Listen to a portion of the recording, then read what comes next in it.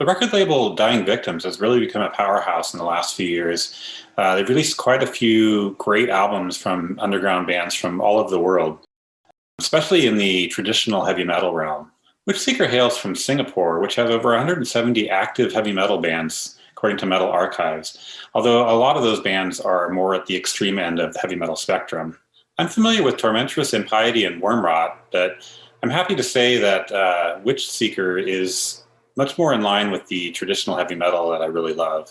The band was formed in 2012, and it was initially a one-man project, but over the years it has evolved into a trio and then a duo, and now it's a full-on quartet. A gentleman by the name of Shake Spitfire is the driving force since the beginning, and he handles both bass and vocals. His singing style is clean, and while he doesn't have a huge range, he has a very distinctive voice, and it really fits the music well.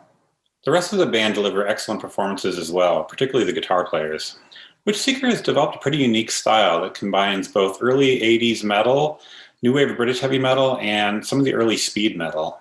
The songs are compact, catchy, and most clock in at just 3 or 4 minutes.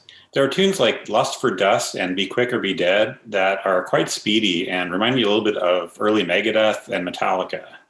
Elsewhere, though, the band take a more mid-tempo and restrained approach on songs like Nights in Tokyo and Candle in the Dark. I love albums that have this kind of diversity, and it really helps that Witchseeker are able to deliver the goods regardless of how melodic or aggressive the song is. The first thing that hit me when I first put this album on was just how loud and upfront the bass is in the mix. Outside of Iron Maiden, Manowar, and Motorhead, it's hard to think of another band in this genre that has such a prominent bass sound. Thankfully, it is never overbearing, and the overall sound of the album is excellent and really has a classic feel to it. The cover artwork for Scene of the Wild is just about as metal as you can possibly get. I mean, just take a look at this thing. You've got bats, flaming swords, skeletal warriors, castle ruins, chains, wolves, and whatever this thing is. It was painted by Mario Lopez, who has delivered some amazing album covers in recent years for bands as diverse as Crystal Viper, Evil Invaders, and most recently, Significant Point.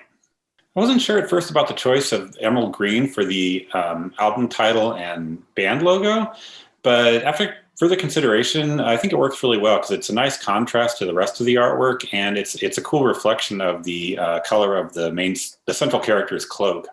If you're looking for some great traditional heavy metal that covers a lot of ground, definitely check out Scene of the Wild.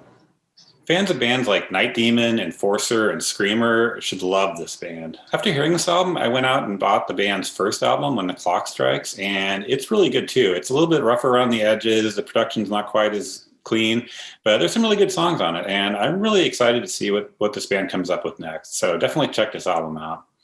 Until the next album review, take care and stay metal.